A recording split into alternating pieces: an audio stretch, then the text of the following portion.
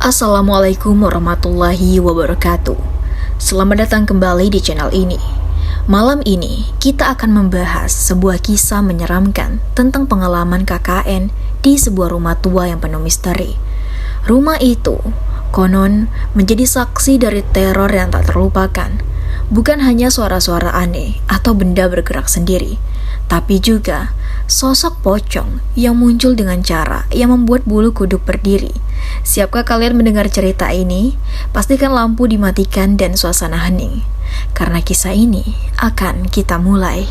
Kala itu, tahun 2017, aku dan 9 teman KKN lainnya tiba di desa Kembang Wungu, sebuah desa kecil yang terisolasi di perbatasan Wonogiri dan hutan jati.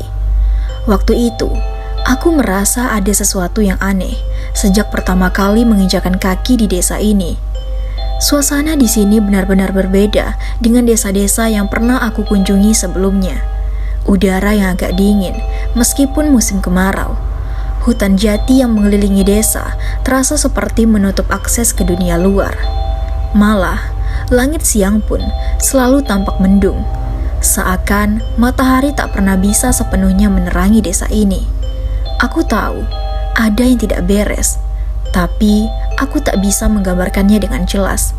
Aku hanya merasa ada sesuatu yang mengintai. Rumah yang kami tempati adalah bangunan tua milik seorang petani yang sudah lama pindah. Ketika pertama kali melihat rumah itu, aku merasa ada yang aneh dengan suasananya. Meski tampak biasa dari luar, begitu kami masuk, suasananya terasa sangat berat, seperti ada yang selalu mengawasi kami. Di sini, kami hanya memiliki 3 kamar, dan karena itu, semua perempuan tidur di ruang tengah, bergelimpangan di atas kasur. Namun, ruangan itu terasa sangat gelap, bahkan di siang hari. Matahari pun seolah kesulitan menembusnya. Aku sering merasa ada suara-suara aneh yang datang dari tempat-tempat gelap di sekitar rumah. Meskipun kami semua tahu bahwa rumah itu kosong dan sepi. Malam pertama di rumah itu, aku merasa ada yang salah. Kami semua sudah tertidur di ruang tengah dengan kasur yang digelar berjejer. Udara malam terasa pengap meskipun jendela sudah dibuka. Jam menunjukkan pukul 2 dini hari ketika suara keras mengagetkan kami. Suara seperti sesuatu yang membenturkan kaca jendela di ruang tengah. Aku membuka mataku perlahan, mencoba memastikan apa yang terjadi. Temanku, Dina, yang tidur paling dekat dengan jendela, tiba-tiba berteriak, "Astaga, ada kepala!" Serentak kami bangun dan melihat ke arah jendela. Sosok itu ada di sana, sebuah kepala dengan wajah pucat, matanya kosong, dan kain kafan yang sudah kotor membungkus tubuhnya. Sosok itu membenturkan kepalanya ke kaca lagi, kali ini lebih keras. Suaranya seperti ingin menghancurkan kaca itu. Kami semua membeku, tidak berani mendekat, hanya bisa menatap dengan napas tertahan. Beberapa detik kemudian, sosok itu menghilang begitu saja, meninggalkan bercak kotor di kaca jendela. Kami tidak bisa lagi tidur malam itu. Dina menangis tak henti-henti, sementara yang lain mencoba menenangkan diri dengan membaca doa. Tapi, sekeras apapun kami mencoba, rasa takut itu tetap melekat hingga pagi. Hari kedua, suasana semakin mencekam. Setelah lelah menjalankan program KKN, kami kembali ke rumah dengan harapan bisa beristirahat dengan tenang. Tapi, malam itu, suara-suara aneh mulai muncul lagi. Tepat ketika kami hendak tidur, terdengar suara seperti air yang menetes dari kamar mandi. Awalnya, kami mengira itu hanya keran bocor. Tapi, ketika salah satu temanku Lila pergi memeriksa, dia berlari kembali dengan wajah pucat. "Air kerannya hidup sendiri, padahal tadi sudah aku tutup," teriak Lila ketakutan. Kami semua terdiam, tapi suara air yang mengalir semakin deras, seolah ada yang sengaja memutar kerannya. Salah satu teman laki-laki akhirnya pergi mengecek. Ketika dia tiba di sana, dia mendapati air keran itu benar-benar menyala. Ketika dia mematikan keran itu, terdengar suara cekikikan halus dari arah kamar mandi. Suara itu perlahan berubah menjadi tawa yang semakin keras dan nyaring, membuat semua bulu kuduk kami berdiri. Tak ada yang berani mendekat lagi. Suara itu baru berhenti setelah salah satu dari kami membaca doa bersama dengan suara gemetar. Pada hari ketiga, Dina mulai bertingkah aneh. Dia yang biasanya ceria, tiba-tiba menjadi pendiam. Matanya terus menatap kosong ke arah jendela, seolah melihat sesuatu yang tidak bisa kami lihat. Menjelang malam, kami semua sedang duduk di ruang tengah ketika Dina tiba-tiba tertawa terbahak-bahak tanpa alasan. Tawanya terdengar sangat janggal, seperti bukan miliknya. Kami semua memandangnya dengan bingung. "Ada apa, Din?" tanya salah satu teman kami. Tapi Dina tidak menjawab.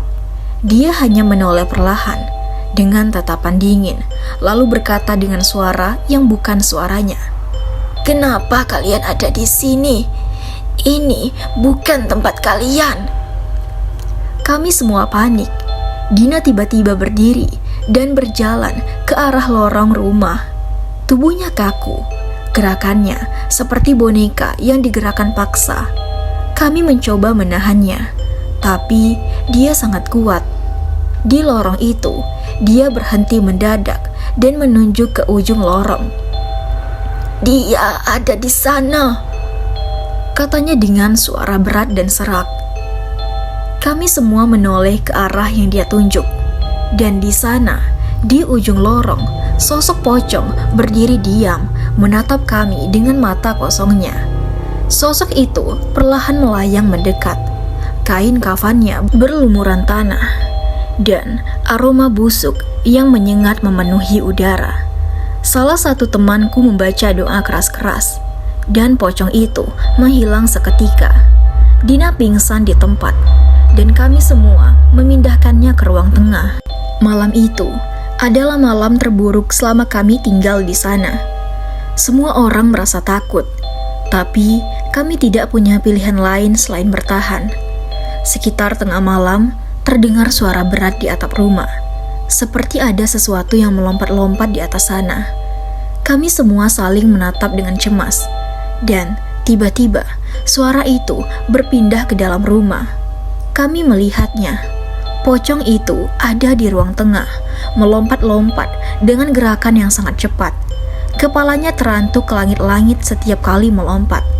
Tangannya yang terikat di depan tubuh membuatnya tampak semakin menyeramkan. Kami semua berteriak ketakutan, berlari ke sudut ruangan, mencoba menjauh darinya. Tapi pocong itu terus mendekat, melompat dengan bunyi duk duk duk yang menggema di seluruh rumah. Keesokan paginya, kami mendatangi Pak Lurah untuk mencari tahu apa yang sebenarnya terjadi. Pak Lurah dengan wajah muram menceritakan bahwa rumah yang kami tinggali itu dulunya adalah tempat tinggal seorang dukun. Dukun itu tewas bundir karena dituduh menggunakan ilmu hitam untuk mencelakai warga. Sejak saat itu, arwahnya tidak pernah tenang dan sering menampakkan diri dalam wujud pocong. Pak Lurah juga menjelaskan bahwa desa ini memiliki pohon keramat di dekat sumur tua, tempat arwah-arwah gentayangan sering berkumpul.